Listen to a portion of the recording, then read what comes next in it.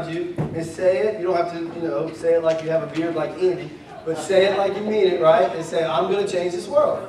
Tell somebody. Go ahead, right now. I'm going to change the world. Now have a seat, and this is what you're going to do next. Everybody go ahead. You can be seated.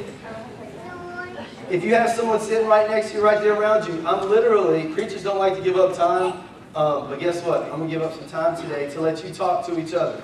And here's what I want you to do. I asked you up here earlier, Mom and Dad, Pastor Tony Angelo out of town, so I can do whatever I want. Amen? Amen. All right, so here's the deal. You are going to share with someone around you if money, time, any excuse.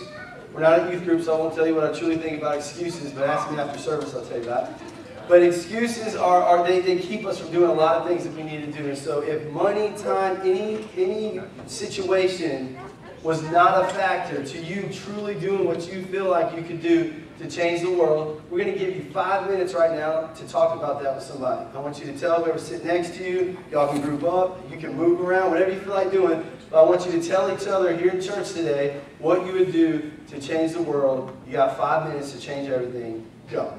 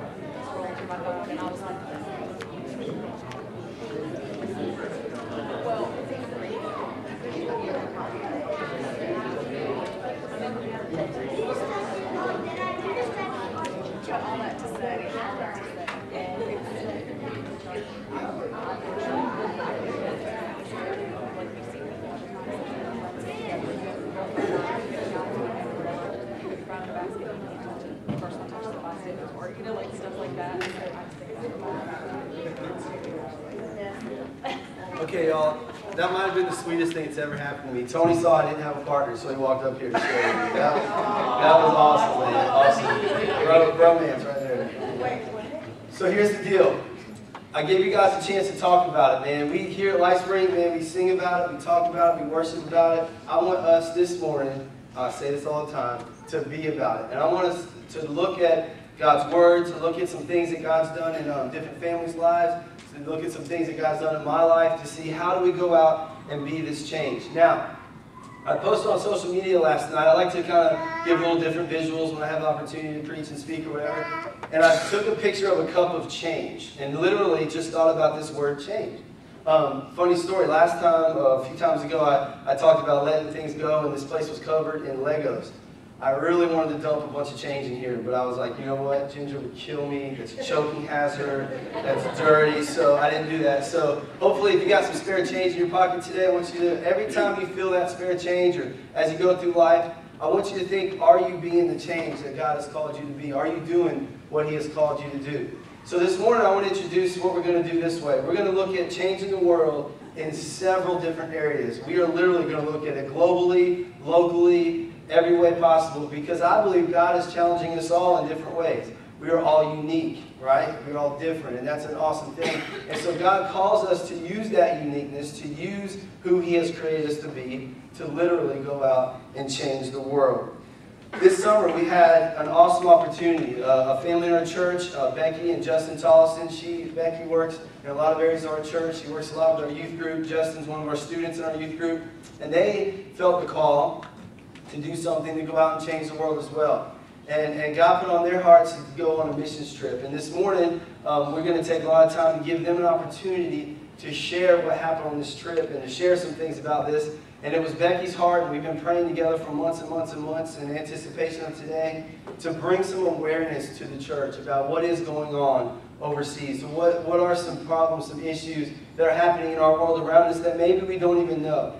And so as you see what they got to do and as you look at the different things we're going to look at this morning, the challenge in the prayer is simple. Just pray, God, what are you calling me to do? If it's calling you to do what Justin and Becky did, that's awesome. If it's calling you to do something else, that's awesome. But we're all called to spread the word of God, whether it's here, there, everywhere. He's called us all to do it. So this morning's a little different again. We started different. We're going to keep that thing going. But you guys sit back, relax, stay awake. Check out this first video. This is a video to give you a little bit of a glimpse of what Justin and Becky got to do this summer.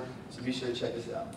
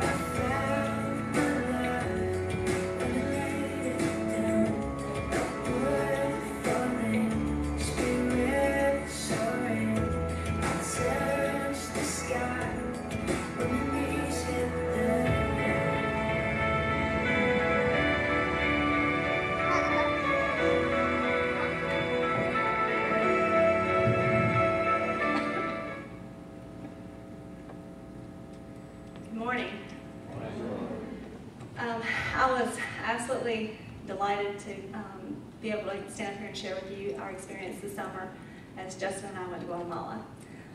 Neither one of us have been out of the country before. I'm 36 and he's 13, so he's doing better than I am. He's already got one stamp on his passport, and hopefully that will not be the last one.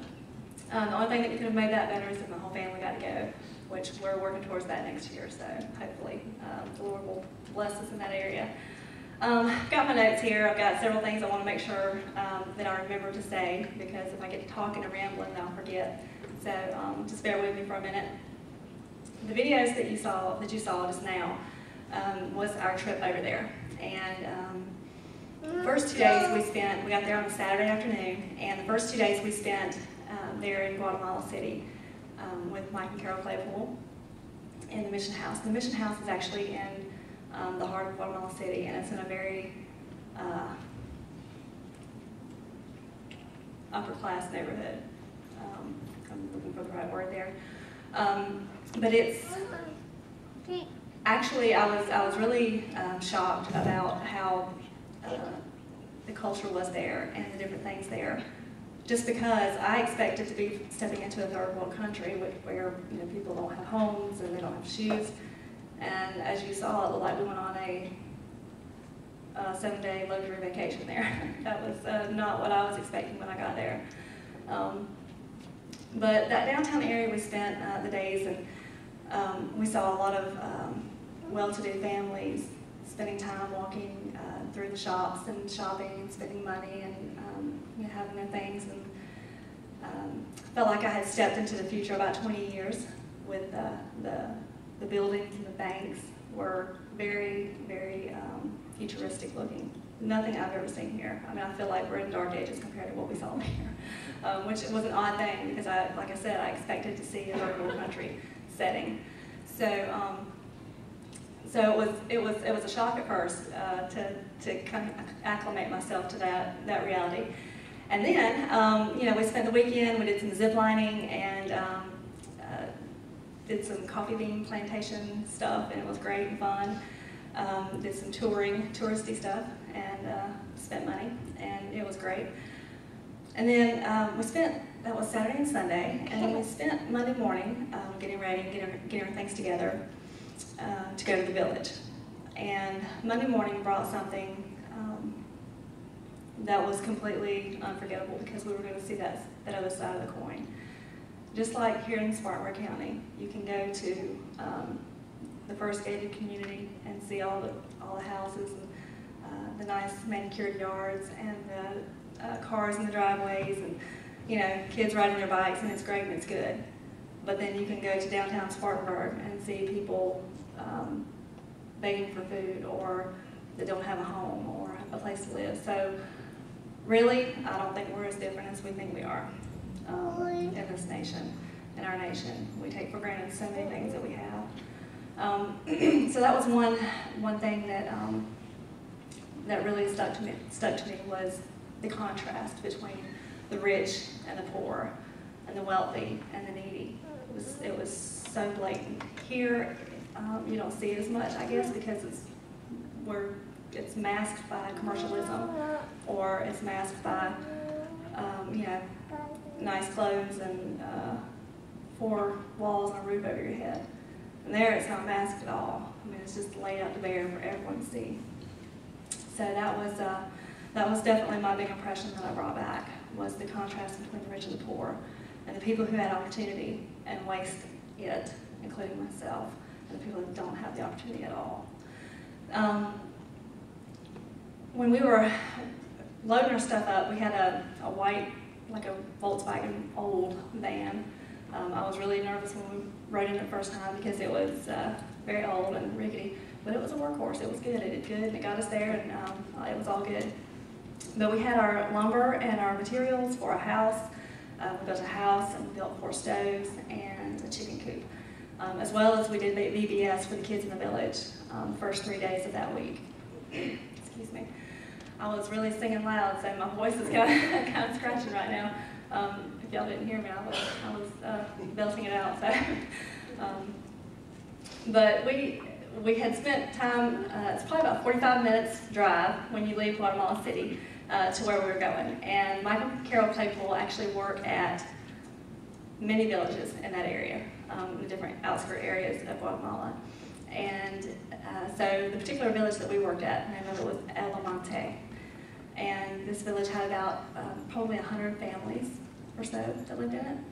And we had loaded our stuff, and we were on our trip, and I'm kind of in the back seat, watching out the windows, watching the scenery go by. And after about 45 minutes, we went through a rural town area, and we were on the outskirts of that town, kind of leaving it, and we slowed way down.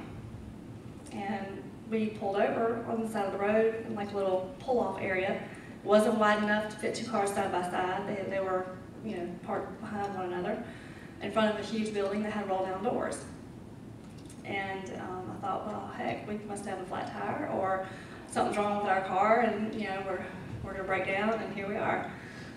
So they put it in the park, took the keys out, opened the door, and started unloading stuff. And I was looking around, and I said, man, what are we doing? Is this the village?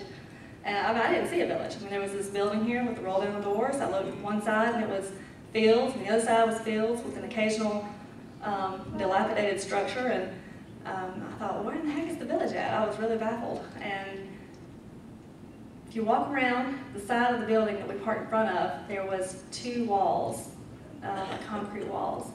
And you actually enter the village through those concrete walls. And the village roads were all what we would consider like a dirt driveway. I mean, you couldn't fit a car through them. You did all your walking. Everything was by foot or bicycle. I think 1 or 2 fortunate ones had a motorcycle. But everything was dirt roads, and they were small. And I was amazed, because when I walked into the village, it was a whole nother world, a whole nother. Has anybody ever been to Ocean Lakes? You know how you go to Ocean Lakes and you don't ever have to leave there because it's its own little world? It's like that. It's like a world within a world, because everything was right there. And so you go to the main area, like the main hub is what I call it, and then you have like spokes, or these roads that go out into the village. So there was probably about 4 or 5 different roads that went out from that main central location in the village.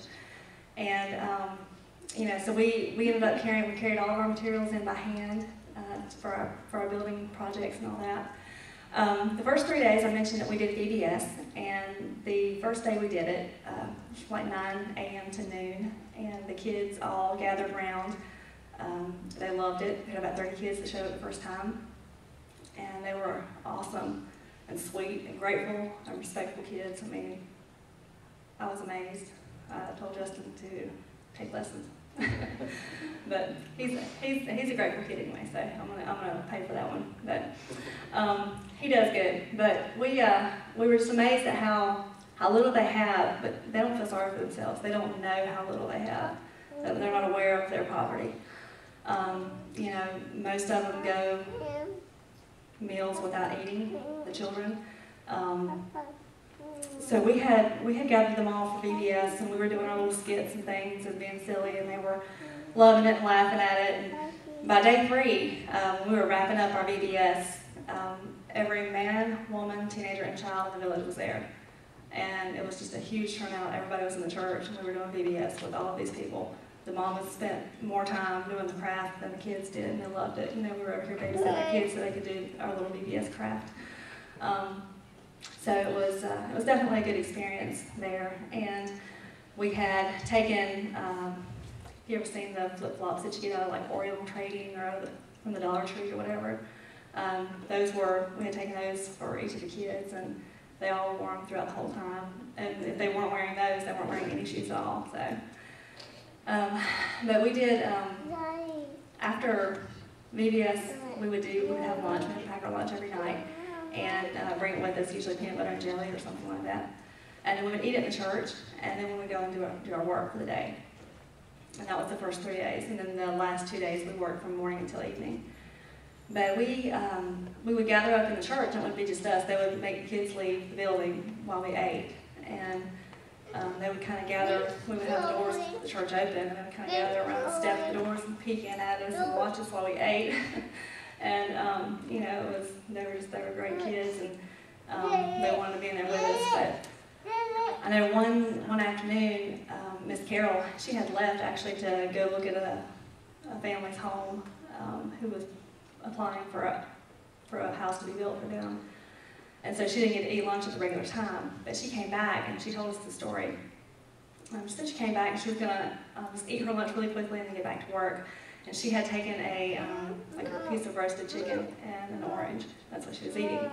So everybody was gone. We had already gone back to our little workplaces, and we were working, and there was nobody else in there. And she said she went into the church and she sat down, and she got her lunch out and sat on her lap.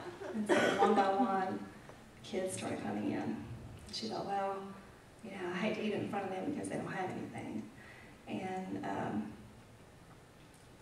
she ended up with about 10 kids right there around her. And she looked at it, and they were talking to her and just hanging out. And she said, okay, you know, Lord, you fed 5,000. I trust that you can feed 10. So she took the chicken and kind of shredded it up in the bag and told everybody to sit down. And the older kid of the group, his name was Carlos, she had him, sit everybody down, and she asked him to say the blessing. So he stood up and very respectfully, reverently, closed his eyes and said the blessing.